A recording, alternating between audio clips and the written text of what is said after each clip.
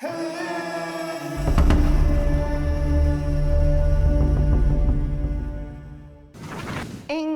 livro de Lucas 6:45 diz o seguinte: o homem bom, do bom tesouro do seu coração, tira o bem. O homem mau, do seu mau tesouro, tira o mal. Pois do que há em abundância no coração, disso fala a boca. Palavras como teóloga, e extraídas, nós sabemos, do livro sagrado. Mas hoje nós temos aqui, no programa Crer e Ser, Crescer, não é mais um Entendendo Você, Jorge, mudamos o nome, as características. E como você está vendo aqui, ó, você não está sozinho. Setembro Amarelo. Mês da prevenção ao suicídio e autolesões. Ou seja, um mês em que você é incentivado a valorizar a vida. O instinto de vida, como dizia Freud, acima de tudo. Sabe onde se iniciou o Setembro Amarelo, Jorge? Sim, foi o jovem do Camaro Amarelo. Do Mustang Amarelo. Do Mustang Amarelo. O Mike M. O Jorge, era um jovem. O Jorge Fernandes é médico pós-graduado em psiquiatria e está aqui hoje para a gente abordar essas questões do Mike M, que foi a partir daí que surgiu o Setembro Amarelo, porque o Mike ele era muito conhecido entre os colegas pela sua personalidade caridosa, gostava de ajudar. E ele restaurava automóveis antigos. E ele pintou um Mustang 1968 de amarelo. E no ano de 1994, exatamente com 17 anos, ele veio a se suicidar dentro desse Mustang amarelo com um tiro. Ele passou a ser chamado Mike Mustang, o que conferiu o Setembro Amarelo, dia 10 de setembro, como Dia Mundial da Valorização à Vida. Prevenção e contra o estigma. Isso. É aquele tabu que fica até em torno da palavra suicídio. Parece que as pessoas têm receio de falar esse nome, como se o nome fosse gerar algo. Sabemos que não. O buraco é mais embaixo, se fosse só uma palavrinha. Mas é o que está no coração, conforme a palavra diz. De dentro para fora é que emergem todas as nossas tendências, Jorge. Sim. Inclusive, essa palavra é do livro de Lucas, né? Isso, 6:45. Exatamente, Lucano. Né? Isso, Lucas era médico. Sim, inclusive o romance dele é muito bonito. Médico de Homens de Almas. Médicos de Homens de Almas. Sim, eu li esse romance, é lindo romance, inclusive. Lucano, a história de Lucas, muito bonito. E o que tu gostaria? É de recomendar.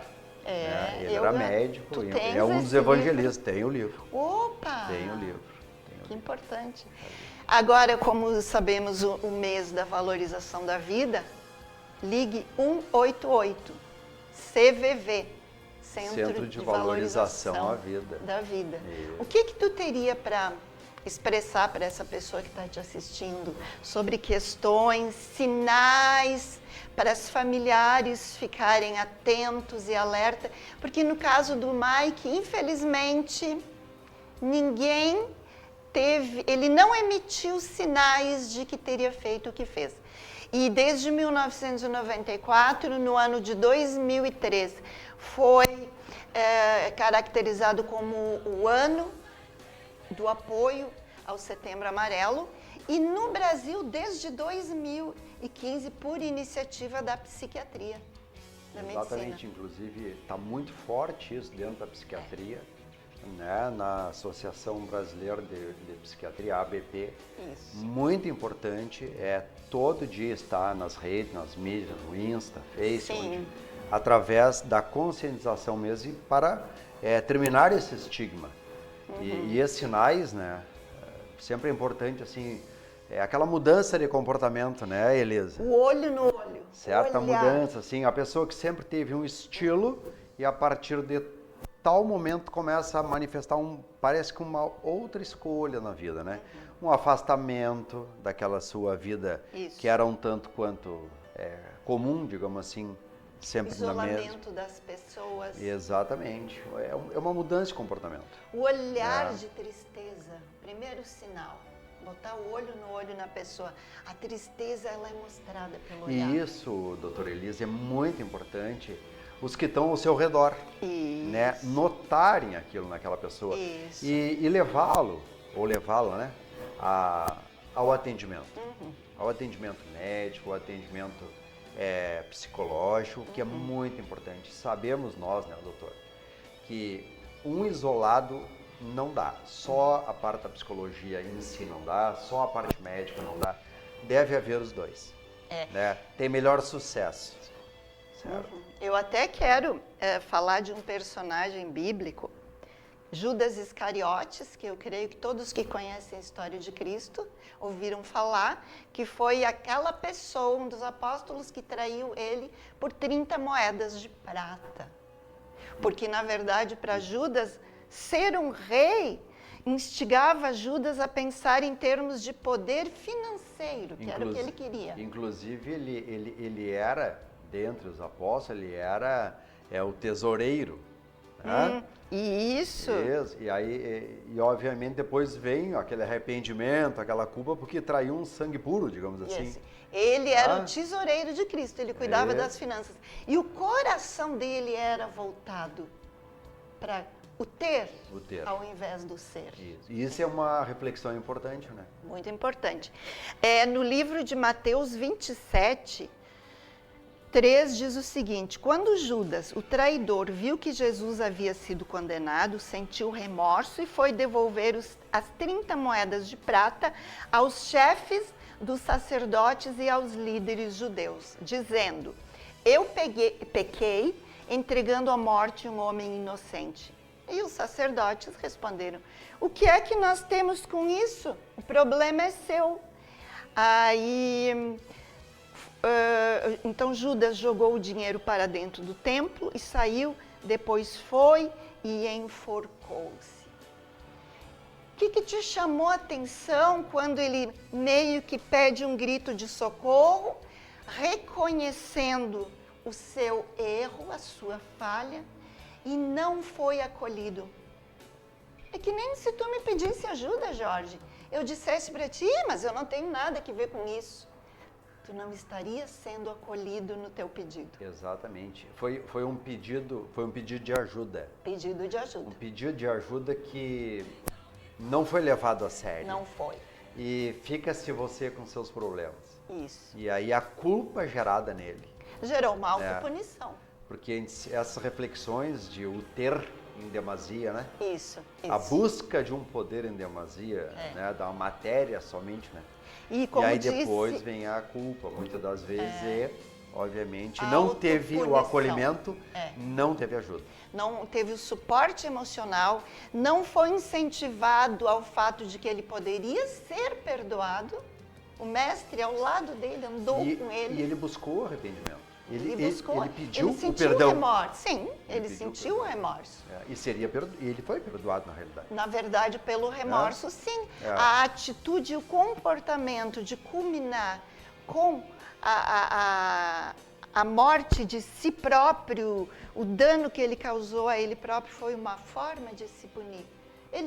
Ninguém falou para ele no perdão que ele seria perdoado. Exatamente. Sempre. E isso a gente tem que trazer essas passagens que são a palavra, que leste muito bem no livro 6 de Lucas, né? Isso, na primeira. A palavra. A força. A palavra, a própria Bíblia diz, né? A palavra é muito forte, então a gente tem que sempre semear a palavra do bem, a palavra boa e a palavra positiva. E se o bem está no nosso coração, semearemos palavras de bem. Mas e se o mal estiver em nosso coração, sendo negado, empurrado para baixo do tapete, aquela sujeira, como no teu vídeo que tu fizeste, encobrindo aquele mal. A pessoa pode até falar palavras positivas, mas está incoerente com o que está no self, Isso. no eu mesmo. E nessa incoerência não se opera uma limpeza. Exatamente. Espiritual. Por isso, é colocar afora o que está dentro. Isso. Com a ajuda certa, Em sempre. palavras. Porque há sim estes perdões todos, doutora. Com certeza. Então, enquanto a gente sabe, enquanto há vida, a esperança é fundamental. E isso dentro, que tu abordas muito bem, espiritualidade, até dentro do cristianismo mesmo, né, doutora? Sim.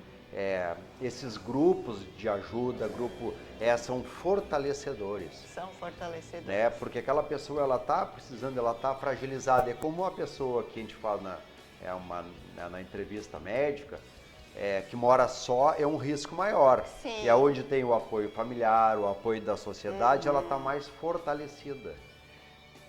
E muitas vezes as críticas que a família emite, um pai muito crítico, um pai muito tirano, não é positivo, é a palavra negativa.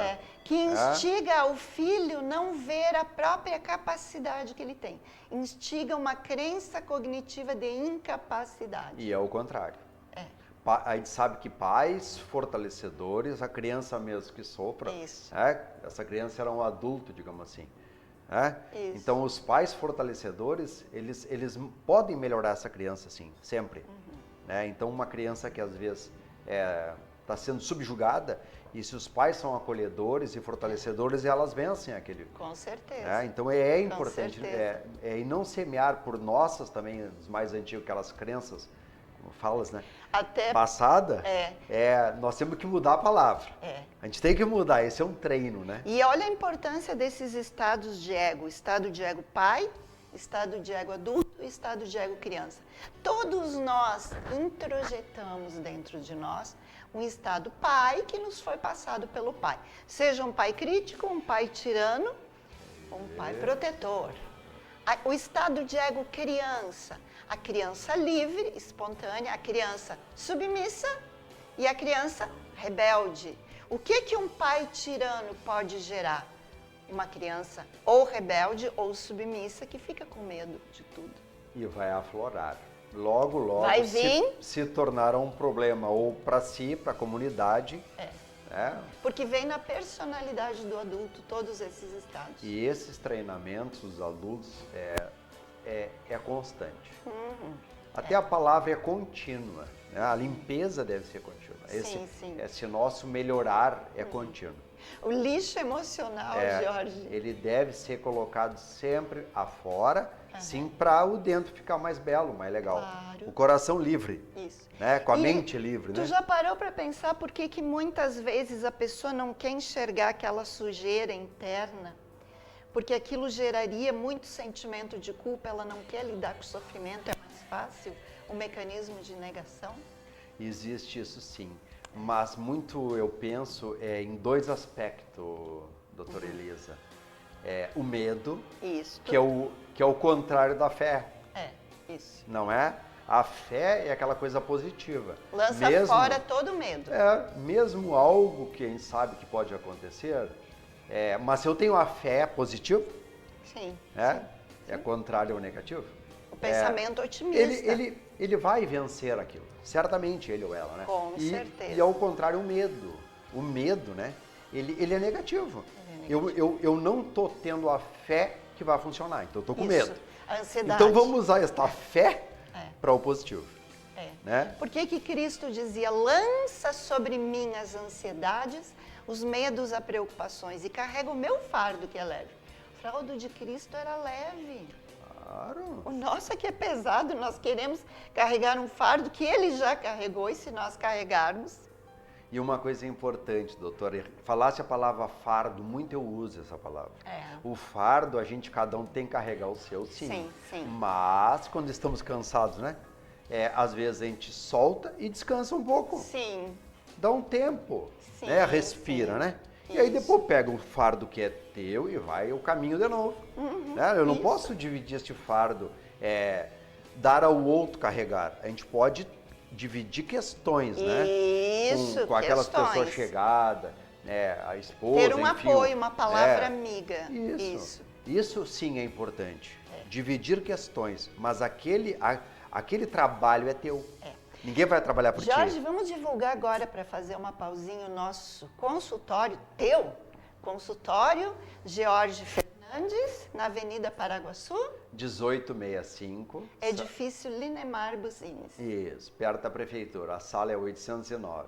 Isso, consultório onde eu já estou trabalhando com o George desde o final do ano passado, que eu iniciei. Mas nós conhecemos há muito tempo, Aí, desde... quase 30 anos. Lá dos plantões em... Isso. Né? Antes de eu me aposentar no 24 Horas de Terra de Areia, trabalhei 27 anos lá, Jorge. Também. E tu ficaste 5 ou 6 anos, Eu né? fiquei 7 anos lá 7 fazendo anos plantão. lá. E... Foi lá que nos conhecemos, Exatamente. e eu como psicóloga e ele como médico. E Arroio agora de Sal estamos... também, né? Arroio de Sal. Isso. Aí você aposentou. Agora eu estamos convidei dividindo a trabalhar comigo. sala ali, eu tendo crianças, adultos, jovens, adolescentes, e o Jorge também. Tem um Eu comecei público, agora a atender lá jovens, né? Adolescentes. adolescentes, assim, né? O teu público era mais adulto. ainda é mais Sim, adulto, né? sim. A parte mais psicossomática, mas agora, mas geralmente mais vem pela mental mesmo. Mas Parte da assiste aí as fotos do consultório, que você vai estar vendo o espaço físico, o lar acolhedor. Porque diferente um lar, diferente de uma casa. É um ambiente muito acolhedor. É um ambiente muito acolhedor. É que é justamente para ter a saúde, né? Isso. Você sentir acolhido. Eu acho que essa é a primazia, né? Tu ser acolhido, né? Isso. Em qualquer local, a gente vai... Ser bem recebido, saber a gente que vai é aceito. manifestar alguma coisa, ela quer apenas ser assim, ouvida, né? É acolhida muitas das vezes. Já resolve metade das coisas. Você que se sente em algum momento depressivo, por questões até não só morais, como a gente falou, no caso ali de Judas, né? Foi um comportamento imoral dele, mas que tem o direito a perdão, seja o pior comportamento que existir na face da terra. Cristo pode nos perdoar, senão teria sido inútil o sacrifício dele, se não pudesse haver perdão para tudo. Sim. Por isso que sempre há esperança. Questões depressivas, Jorge. Como é que tu vê assim? Que é muito interessante a depressão narcisista, depressão culposa, depressão por perdas. Essas depressões são transtornos, né? Transtornos mentais. E é o mais comum, né? A ansiedade e a depressão, que na realidade andam juntas. Andam juntos.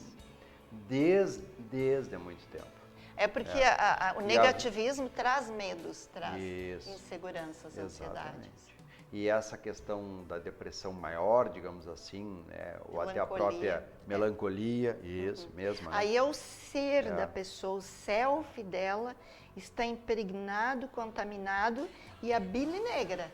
O termo melancolia. Tu lembra da história da bile negra? Da bile negra, conta aí, Jorge. A bile negra, na realidade, é bonita, antes de Freud, 1920, eu acho que foi. Isso, luto e melancolia. É que na realidade a bile negra foi dado o nome, porque na época, obviamente, né, era mais mulheres mesmo, né? Sim, as depressões, né? Sim.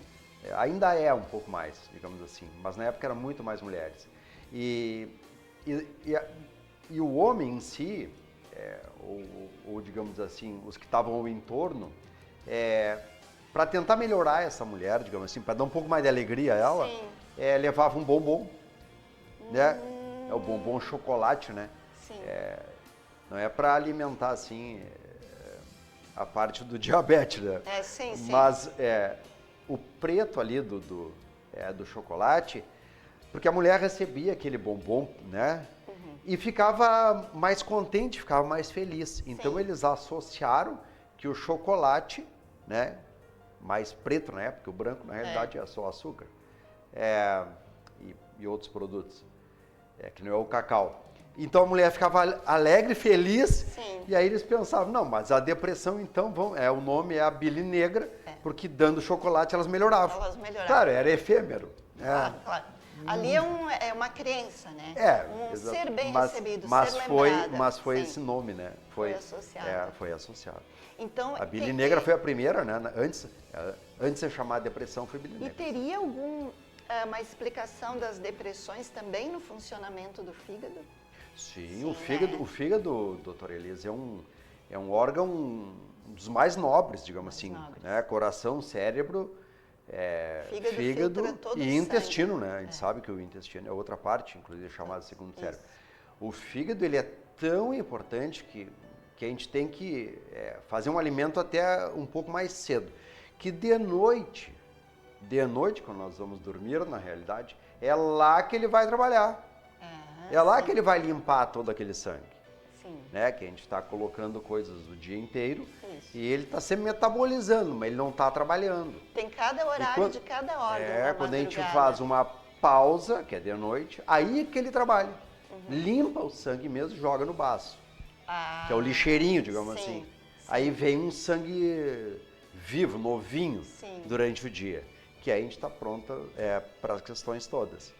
E além do fígado ser o que mais metaboliza, o que metaboliza praticamente tudo. Todo o sangue. Então tem as vias, que às vezes se a pessoa tem uma gordura hepática, esteatose, né, tipo 1, 2 ou 3, vamos falar somente até aí. E tem fármacos que, se a pessoa já tem essa moléstia, tem que ser pensado outra via.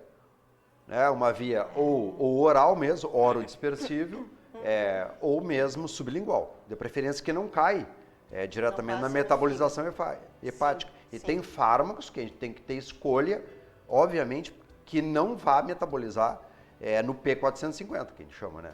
Que é o CI, Y, né? Que é a metabolização direta no fígado. Por isso os tais chamados metabolizadores, pacientes metabolizadores. Lentos e os metabolizadores rápidos. Né? Que o metabolizador lento, que é para nós aqui, europeu para cá, a gente nunca sabe, né?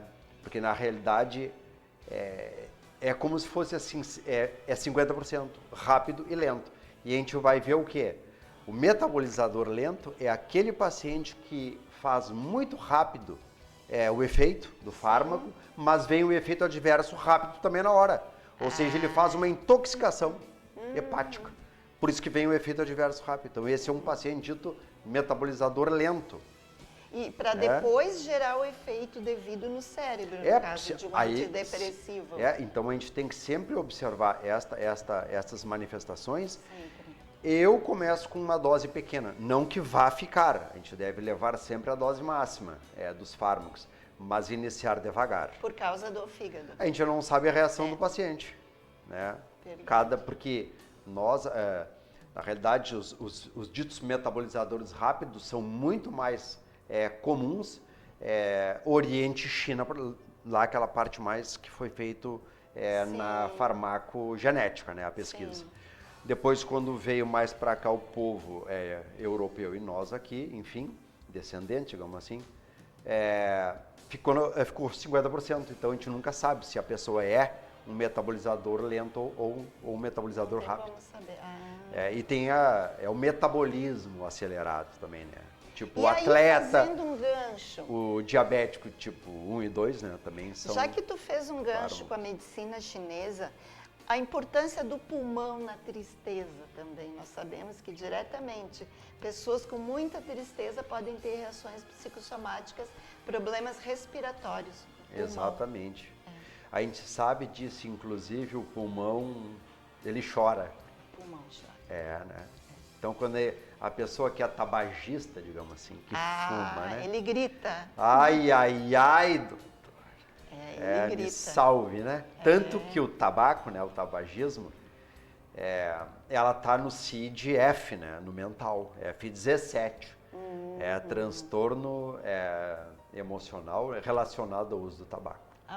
O CID, ele é do mental, né? Sim. Porque o cigarro, ele é um gerador de ansiedade. A pessoa está ansiosa, fuma. Sim. Dá aquele tempinho, começa a gerar ansiedade de novo. Abstinência, ansiedade maior, usa nicotina de novo para ser o ativador. É uma retroalimentação... O ativador de dopaminas, né? Porque é a busca do prazer. Sim. Tanto que o tratamento, digamos assim, dos grupos de tabagismo é a bupropiona, que é um dopaminérgico. Né? A bupropiona, ela ativa os centros de dopamina, porque é a busca do prazer. A pessoa não tem prazer. Então é um antidepressivo. Sim. Bupropiona não é um ansioso, ele é um antidepressivo. Antidepressivo. Sim, se tinha a ideia de que seria para as ansiedades que acaba melhorando à falta do cigarro. A psicologia busca muito bem, né? A parte do coração, digamos assim. Sim. Mas, no fundo, eles são mais deprimidos do que ansiosos. Sim. E depois é que vai começando a ficar ansiedade. Sim. Né? Então, geralmente, trata-se... Porque melhorou a depressão, acaba melhorando a ansiedade daquela pessoa. Sim. E também diminuindo o uso do tabaco, digamos assim. Nós estamos encerrando nosso programa. A partir de agora, algumas considerações finais. Fica atento que logo teremos um próximo programa abordando as mesmas questões, dando andamento ao Setembro Amarelo, já que estamos no mês de setembro, e abordando transtornos mentais, que está muito em moda, você já deve ter ouvido falar, aquele transtorno afetivo bipolar, que também é depressão bipolar, também envolve questões narcisistas, sentimentos de culpa ali no Setembro Amarelo. Fique ligado para o próximo programa nosso. Jorge? Queres considerações? As considerações finais agora. Primeiramente, eu quero agradecer a correção da doutora, que não foi o Camaro amarelo e sim o Mustang. Muito obrigado. Amarelo. Muito obrigado. Ficou muito para trás, isso eu lembrava. Agradeço mesmo, agradeço o convite, certo? E desejo que tenha sido contributivo a todos. E pedir, sim, ajuda, nada feio. Nós pedimos ajuda. Gente, assim, é muito bom viver. Judas, o personagem que traiu a Cristo, pediu ajuda. Olha, eu traí sangue inocente, estou devolvendo o representante do pecado dele. Quando pedirem ajuda, vamos acolher, vamos ajudar. Te pedirem ajuda. E ligue 188. O Centro de Valorização à Vida. Quero agradecer imensamente a oportunidade e, mais uma vez, muito obrigado, doutora. Gratidão. Gratidão da mesma forma. Como é que diz os chineses? Namastê? Namastê. Namastê. Ou em japonês, domo arigatou gozaimasu. Opa! Que é muito shalom obrigado. No hebraico. Shalom. Até um próximo programa Crer e Ser.